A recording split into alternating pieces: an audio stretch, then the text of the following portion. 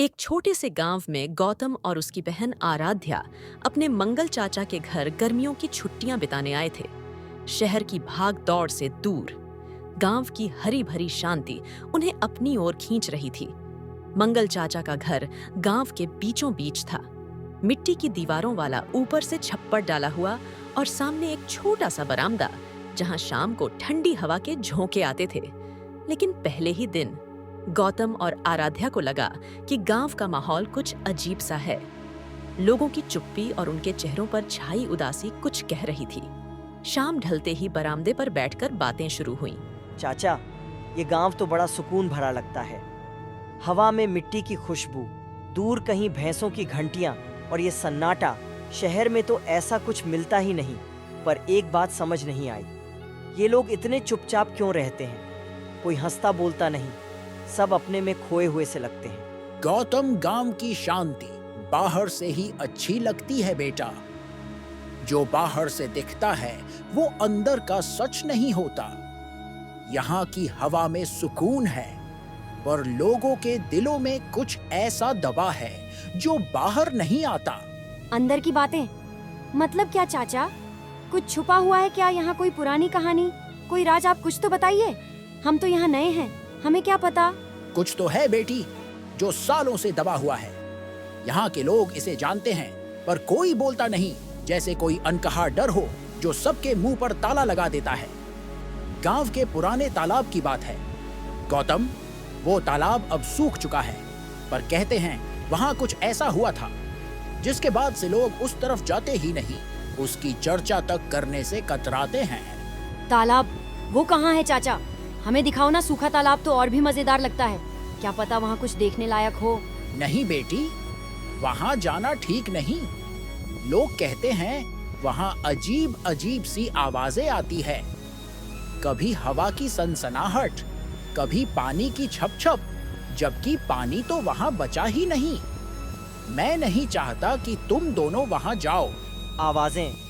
चाचा, ये तो कोई भूत की कहानी लग रही है। आप भी ना हमें डराने की कोशिश कर रहे हैं। सच बताइए ना, क्या हुआ था वहाँ? कोई ढंग की बात थी या बस अफवाह? ठीक है, सुनो। कई साल पहले एक जमींदार था सुखीराम। वो तालाब उसका था, बड़ा आदमी था। गांव में उसकी तूती बोलती थी। एक रात वो वहां गया, किसी को नहीं पता क्यों, और फिर कभी लौटा नहीं। सुबह उसकी लाश तालाब के किनारे पड़ी मिली। सच में चाचा? क्या सच में ऐसा होता है या ये बस कहानी है जो लोग डर के मारे बनाते हैं? सच झूठ का पता नहीं बेटा, मैंने तो खुद कुछ नहीं देखा, पर गांव वाले उस तरफ जाने से डरते हैं। कुछ कहते हैं रात को वहां रोने की आवाजें आती है, कुछ कहते हैं हवा में साया साया होती है। तुम दोनों भी वहां मत जाना, मेरी बात मानो। मंगल चाचा की बातें सुनकर गौतम और आराध्या की नींद उड़ गई। रात को चटाई पर लेटे हुए दोनों के दिमाग में वही तालाब घूम रहा था। गौतम को लग रहा था कि ये सब बस एक बढ़ा चढ़ाकर कही गई कहानी है, जबकि आराध्या को थोड़ा डर भी लग रहा था। अगली सुबह सूरज निकलते ही दोनों की आंखें खुलीं और चाय की चुस्कियों के बीच वही बात फिर शुरू हो गई। दोपहर में जब मंगल चाचा खेत पर गए तो दोनों ने एक दूसरे को देखा और बिना कुछ कहे योजना बना ली। चल तालाब देखने चलते हैं। चाचा खेत पर है, उन्हें पता नहीं चलेगा। मौका अच्छा है। हाँ चल, पर अगर सच में कुछ अजीब हुआ तो चाचा ने तो मना किया था। क्या करेंगे अगर कुछ हो गया? अरे कुछ नहीं होगा, बस एक पुराना तालाब होगा। सूखा हुआ पेड़ पौधों से भरा, डरने की क्या बात है। चल राधिका को भी बुलाते हैं, वो गांव की है, उसे रास्ता पता होगा। राधिका पास ही के घर में रहती थी। वो गौतम और आराध्या से उम्र में थोड़ी छोटी थी, पर गांव की गलियों और रहस्य की उसे अच्छी खबर थी। गौतम ने उसे आवाज लगाई और वो अपनी माँ से इजाजत लेकर झट से तैयार हो गई। तीनों गांव के बाहर की ओर चल पड़े। रास्ते में खेतों की मेंढों पर चलते हुए दूर दूर तक फैली हरियाली को देखते हुए वो उस तालाब के करीब पहुंचे जिसके बारे में मंगल चाचा ने बताया था। हवा में हल्की सी ठंडक थी। बस यहीं से तालाब शुरू होता है। देखो वो सामने वो सूखी जमीन वही है। आगे जाने की हिम्मत किसी में नहीं होती। ये तो सूखा हुआ लगता है, पानी कहाँ है? चाचा ने तो कहा था तालाब है, पर ये तो बस मिट्टी और कंकड़ ही दिख रहे हैं। कई सालों से सूखा है। आराध्या पर लोग कहते हैं रात को यहाँ पानी की छप छप सुनाई देती है। मेरी दादी कहती थी कि ये जगह ठीक नहीं है। छप छप शायद कोई मछली कूद रही होगी या फिर कोई मेंढक सूखे तालाब में मछली। हाँ हाँ, मजेदार बात है। मजाक मत करो गौतम। मेरे दादाजी ने बताया था कि सुखीराम की मौत के बाद से ये तालाब ऐसा हो गया। पहले यहाँ पानी भरा रहता था, मछलियाँ तैरती थीं, पर अब सब खत्म हो गया। सुखीराम की मौत कैसे हुई थी? राधिका, चाचा ने तो बस इतना कहा कि वह लौटा नहीं। कुछ और पता है तुम्हें?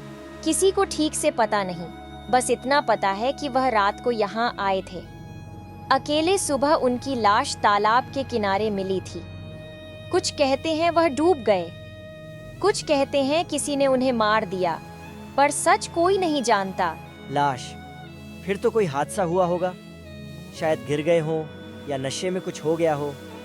आत्मा वात्मा की बातें तो लोग डराने के लिए बनाते हैं। मुझे तो ये सब बकवास लगता है। पर अगर सच में कुछ हुआ तो गौतम, देखो ये जगह कितनी सन्नाटे वाली है। हवा भी अजीब सी चल रही है, कुछ ठीक नहीं लग रहा। हाँ, और यहाँ पेड़ों की छाया भी अजीब सी लगती है, जैसे कोई हमें देख रहा हो। चलो वापस चले, मुझे डर लग रहा है। अरे अभी तो आए हैं, थोड़ा और देखते हैं। डरने की क्या बात है, दिन का उजाला है, कुछ नहीं होगा। तीनों तालाब के किनारे तक गए। वहां पुराने सूखे पेड़ों की जड़ें जमीन से बाहर निकली हुई थीं, जैसे किसी ने उन्हें जबरन उखाड़ दिया हो। एक टूटी हुई नाव का ढांचा भी पड़ा था, जिसके लकड़ियां सड़ चुकी थीं और उस पर मकड़ियों के जाले लटक रहे थे। हवा में हल्की सी सनसनाहट हुई, जैसे कोई फुसफुसा रहा हो। आराध्या और राधिका थोड़ा पीछे हट गए, पर गौतम आगे बढ़ता रहा। गौतम, ये आवाज क्या थी? मुझे सच में डर लग रहा है। हवा होगी आराध्या, डर मत देख। यहाँ कुछ भी तो नहीं है, बस पेड़, मिट्टी और वो टूटी नाव। तुम दोनों इतना क्यों घबरा रही हो? नहीं गौतम, ये हवा की आवाज नहीं थी। मुझे कुछ ठीक नहीं लग रहा, जैसे कोई यहाँ है जो हमें देख रहा है। ठीक है, चलो थोड़ा और आगे चलकर देखते हैं। वो देखो, वहाँ कुछ पत्थर पड़े हैं, शायद कुछ पुराना सामान हो। गौतम, सच में वापस चले, मुझे डर लग रहा है। ये जगह अच्छी नहीं है। हाँ, यहाँ कुछ गलत सा है। चलो ना गौतम। तभी अचानक एक जोरदार आवाज आई, जैसे कोई भारी चीज जमीन पर गिरी हो। धम्मा की आवाज से तीनों चौंक गए और पीछे मुड़े। वहां कुछ नहीं था, न कोई पत्थर, न कोई जानवर, बस खाली सूखी जमीन। हवा तेज हो गई थी और पेड़ों की टहनियां जोर जोर से हिलने लगी। आराध्या की सांसें तेज हो गई। राधिका ने अपनी आंखें बंद कर ली और गौतम भी थोड़ा घबरा गया। ये क्या था? कोई पत्थर गिरा क्या या कोई जानवर था? मैंने कहा था ना, यहाँ कुछ ठीक नहीं है। चलो भागते हैं, ये जगह शापित है। हाँ गौतम, अब मजाक नहीं, चल यहाँ से निकलते हैं। तीनों तेजी से भागे। उनके कदमों की धूल उड़ती हुई हवा में मिल रही थी। गांव की सीमा तक पहुंचते पहुंचते उनकी सांसें फूल गईं। मंगल चाचा के घर पहुंचकर वो बरामदे पर बैठ गए। वहां मंगल चाचा और रामलाल, जो गांव का एक बुजुर्ग था, हुक्का पीते हुए बातें कर रहे थे। बच्चों के पीले चेहरों को देखकर दोनों चौंक गए। कहाँ गए थे तुम तीनों? चेहरा पीला क्यों पड़ा है? क्या हुआ है? चाचा, हम तालाब देखने गए थे। आपकी बात नहीं मानी, माफ कर दीजिए। तालाब? मैंने मना किया था ना, तुम्हें अक्ल नहीं है क्या? चाचा, वहाँ सच में कुछ अजीब सा था। एक जोर की आवाज आई, जैसे कुछ गिरा हो, और हवा बहुत तेज हो गई। डर गए ना? मैंने कहा था। मंगल, ये बच्चे मानेंगे नहीं। जवान खून है, रहस्य देखने की चाहत जो ठहरी। रामलाल चाचा, आप तो जानते हैं वहाँ क्या है। हमें सच बताइए ना, हम सच में डर गए हैं। ठीक है, सुनो, सुखीराम की मौत कोई रहस्य नहीं थी। वो शराब का आदी था। एक रात नशे में तालाब में गिर गया और डूब गया, पर गांव वालों ने इसे भूत की कहानी बना दिया ताकि कोई वहां ना जाए। डर का फायदा उठाया बस। मतलब सब झूठ था? कोई आत्मा नहीं, कोई भूत नहीं? हाँ, पर उस तालाब में एक सच छुपा है। वहां पुराने जमाने का एक खजाना दबा हुआ है। सुखीराम उसे ढूंढने गया था, पर नशे में अपनी जान गंवा बैठा। खजाना सच में सोने चांदी का खजाना? हाँ, पर वो खजाना कोई नहीं निकाल सका। लोग कहते हैं जो उसे छूने की कोशिश करता है वो वापस नहीं आता। रामलाल, तुम बच्चों को उकसाओ मत। तो वो आवाजें जो हमने सुनी वो क्या थी? शायद हवा थी या शायद कुछ और, पर डरने की जरूरत नहीं। तुम लोग जवान हो, हिम्मत रखो। अगली सुबह तीनों की नींद देर से खुली। रात की घटना अभी भी उनके दिमाग में घूम रही थी। चाय पीते हुए गौतम ने कहा, अब डर का कोई मतलब नहीं। खजाने की बात सच है तो उसे ढूंढना चाहिए। आराध्या और राधिका भी तैयार हो गए। उन्होंने सोचा कि सरपंच जी से बात करनी चाहिए, शायद उन्हें कुछ और पता हो। दोपहर में वो सरपंच जी के घर पहुंचे। सरपंच जी, क्या सच में तालाब में खजाना है? रामलाल चाचा ने बताया कि वहाँ कुछ दबा हुआ है। बेटा, ये बात पुरानी है। मेरे दादाजी कहते थे कि वहाँ कुछ दबा हुआ है। शायद सोने के सिक्के, शायद गहने, पर कोई उसे ढूंढने की हिम्मत नहीं करता। तो हम ढूंढ सकते हैं ना। अगर भूत प्रेत की बात झूठी है तो डरने की क्या बात? हिम्मत है तो कोशिश करो, पर गांव वालों को डर लगता है। वो कहते हैं कि खजाना शापित है। पर अगर सच में कुछ हुआ तो गौतम, हम कल ही तो वहाँ गए थे, और वो जो कुछ हुआ, वो सनसनाहट, वो जोर की आवाज मेरे मन से अभी तक नहीं गया। मेरी नींद में भी वो तालाब घूम रहा था। क्या पता वहाँ सच में कुछ अजीब हो। मैं तो कहती हूँ सोच लो एक बार। अरे राधिका, अब तो पता चल गया कि भूत वूत कुछ नहीं है। वो सब बस हवा का खेल था। शायद हमारा डर हमें कुछ ज्यादा ही सुनाई दे गया। तू इतना क्यों डर रही है? कल तो हम भागे थे, पर आज मैं कहता हूँ चलो एक बार फिर चलते हैं। इस बार डरने की कोई जरूरत नहीं, मैं वादा करता हूँ। देख, मैं तो तैयार हूँ, तू भी हिम्मत कर। तीनों फिर से तालाब गए, इस बार उनके साथ रामलाल और एक नया दोस्त बिरजू भी था, जो गांव का शरारती लड़का था। वहां पहुंचकर उन्होंने उस टूटी नाव के पास खुदाई शुरू की। गौतम, अगर खजाना मिल गया तो क्या करेगा? सच में स्कूल बनवाएगा? बस ऐसे ही कह रहा है। मुझे तो लगता है तू कुछ और सोच रहा है। कोई बड़ी तरकीब है क्या? बताना, हम दोस्त हैं। हाँ बिरजू, गांव के लिए स्कूल बनवाऊंगा। यहाँ के बच्चे पढ़े कुछ बने शहर की तरह भाग दौड़ में ना फंसे। मेरे मन में तो यही है, पर तू क्या करेगा बताना? कुछ शरारत का इरादा है क्या? तुझसे तो उम्मीद ही है कि कुछ नया करेगा। मैं तो नई साइकिल लूंगा, चमचमाती हुई, जिसकी घंटी पूरे गांव में गूंजे, और शायद एक रेडियो भी। गाने सुनने के लिए रात को चौपाल पर बैठकर फिल्मी गाने सुनेंगे। सबको बुलाऊंगा, तू भी आएगा ना? मजा आएगा, सोचकर ही मन खुश हो रहा है। अरे रुक जाओ सब, यहाँ कुछ सख्त सा लग रहा है। देखो, कुछ चमक रहा है। शायद धूप में कोई चीज चमकी हो। गौतम, तू पास आ, जल्दी यहाँ खोदो। राधिका, तू भी देख, क्या लगता है ये? कोई पुराना बक्सा है शायद। देखो तो ये लोहे जैसा लग रहा है।